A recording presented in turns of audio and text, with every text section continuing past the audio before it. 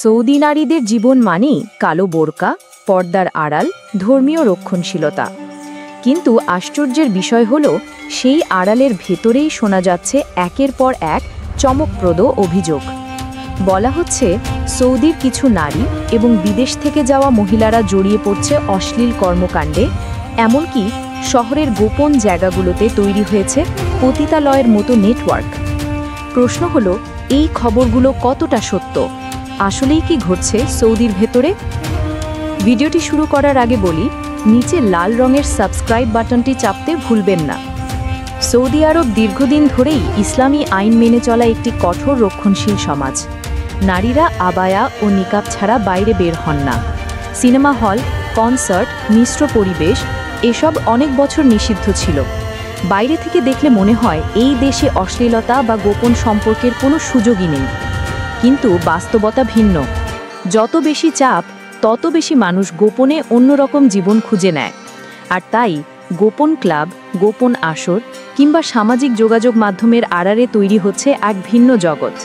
স্থানীয় সংবাদ এবং বিভিন্ন আন্তর্জাতিক গণমাধ্যমের সময় সময়ে অভিযোগ উঠে এসেছে, কিছু নারী বোরকার আড়ালে অবৈধ সম্পর্ক এবং অশ্লীল ব্যবসায় জড়িয়ে পড়ছে। সৌদি সমাজে প্রকাশ্যে কিছু করা সম্ভব নয়, তাই অনেকেই বেছে নিচ্ছে গোপন ফ্ল্যাট, হোটেল বা শহরের নির্দিষ্ট এলাকা। শুধু স্থানীয়রা নয়, বিদেশ থেকে আসা হাজার হাজার নারী শ্রমিকও নানা কারণে এই চক্রে জড়িয়ে পড়ছেন। অনেক সময় অর্থনৈতিক চাপ, আবার কখনো সামাজিক বঞ্চনা বা প্রতারণার শিকার হয়ে তারা বাধ্য হন এই পথে নামতে। গোপন সূত্র বলছে, কিছু এলাকায় এসব জায়গা প্রায় পতিতালয়ের মতো পরিচালিত হচ্ছে। তবে সৌদি সরকার নিয়মিত অভিযান চালাচ্ছে এবং এমন ঘটনার প্রমাণ মিললেই কঠোর শাস্তি দিচ্ছে। অন্ধকার রাস্তায় বোরকা পরা নারী হাঁটছে, দরজা বন্ধ হওয়া, পুলিশের অভিযান ফুটেজের মতো ভিজুয়াল। প্রশ্ন হলো, এসব কি কেবলই গুজব, নাকি সত্যি সৌদি সমাজে এমন গোপন অশ্লীল নেটওয়ার্ক আছে? কেউ বলেন এগুলো বিদেশি প্রচারণা, সৌদি আরবকে বদনাম করার জন্য বানানো গল্প। আবার কেউ বলেন, যে দেশে নিয়মকানুন যত কঠোর, ভেতরে তত বেশি গোপন ভাঙন তৈরি হয়। সামাজিক যোগাযোগ মাধ্যমের যুগে অনেক গোপন ভিডিও ও খবর ফাঁস হয়ে যাচ্ছে, যা মানুষকে আরও বিভ্রান্ত করছে।